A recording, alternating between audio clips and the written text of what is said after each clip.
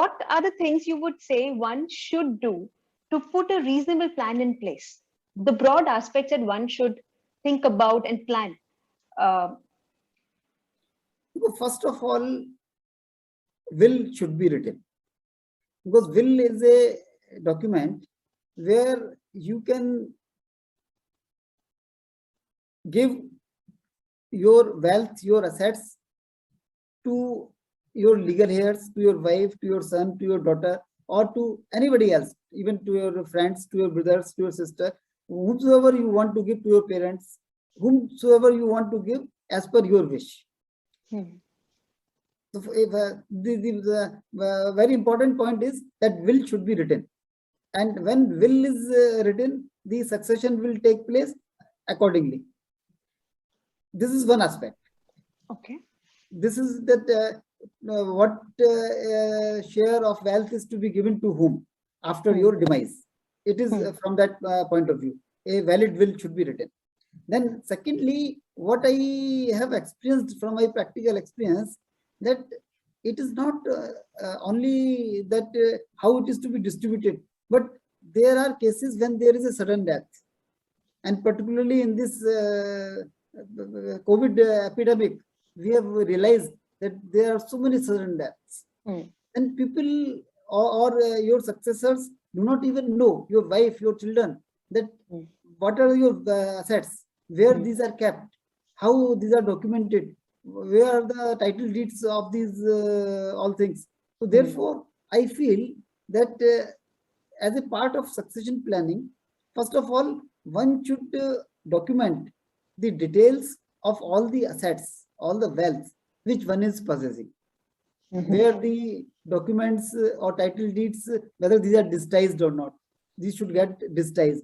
Nowadays, everything is maybe on online. Then what are the passwords for different accounts, different assets, for financial assets particularly, which are kept by you. So therefore, I will say that first of all, a information manual should be created, where every person, for all his assets, an information manual should be there, where all vital details of financial assets, as well as other important documents which are supposed to be known to your family members, should be compiled and kept at one place, and it should be disclosed to some of the family members that it is kept there, and this should be updated every year.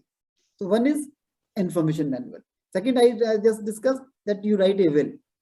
When you write a will, then you can distribute the assets as per your plan, as per your desire. And the will takes place or becomes effective only after your demise. And will can be revised at any point of time, at any number of times. You write a will today, maybe after 1 year, you write another will. The last will, the date of the last will which has been written is a valid will, subject to other conditions which are required for a valid will. Otherwise, all other earlier wills becomes infructuous. Those becomes non-entity. So write a will, create information manual, and one more thing which I have noted, that in particularly in financial assets, one nominates some nominee. Generally, we nominate a nominee to our wife or to our son. They become, and we understand that whomsoever we have nominated as nominee will get the assets after our death, and he or she will get the ownership of the assets. But legally, it is not correct. Legal position is that nominee is only in the capacity as a trustee. So if you appoint a nominee for, suppose you are having a fixed deposit in a bank, and you have appointed your wife as your nominee, after your death, she will get the funds from the bank in her name, but she does not become the owner of those funds automatically. She is only a trustee of those funds. So these are two different things. Getting the assets transferred or transmitted from the different depositories or bankers or the holders of the assets to your family members or to your nominee, and then distribution or getting the ownership by those members. These are two different things. So nominee only means that there becomes a smoothness in getting the funds transferred, in getting the assets transferred, or getting in the name of the nominee without any problem. Otherwise, if nominee is also not there, then bankers will require succession certificate or probate in the case of will, and they will ask that all assets have to be distributed in that ratio to different legal heirs. It becomes a very cumbersome job. So therefore, appointment of nominee is very much required. But one should not keep this feeling that by appointing a nominee, you are making that nominee as the owner of that asset. The ownership will still go either as per the will, whatever you have mentioned, or in the absence of a will, it will go as per the law. If you are a Hindu, then Hindu Succession Act will apply. So if you have appointed wife as your nominee, then the entire amount will not be the owned by wife.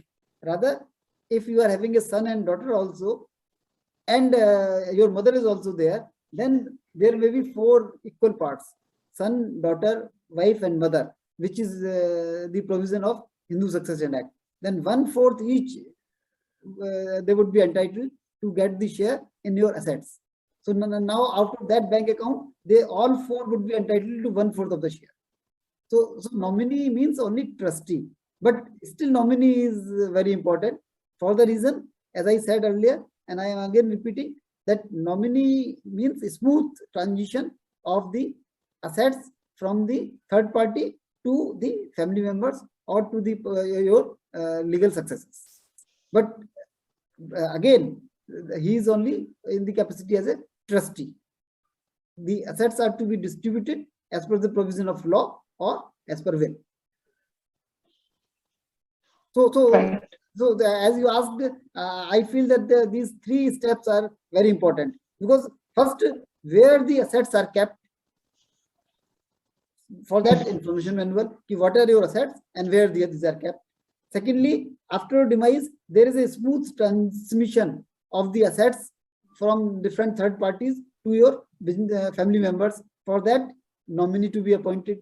And third, how to be distributed amongst the different family members. For that, will should be written. So these are 3 important steps which one should take.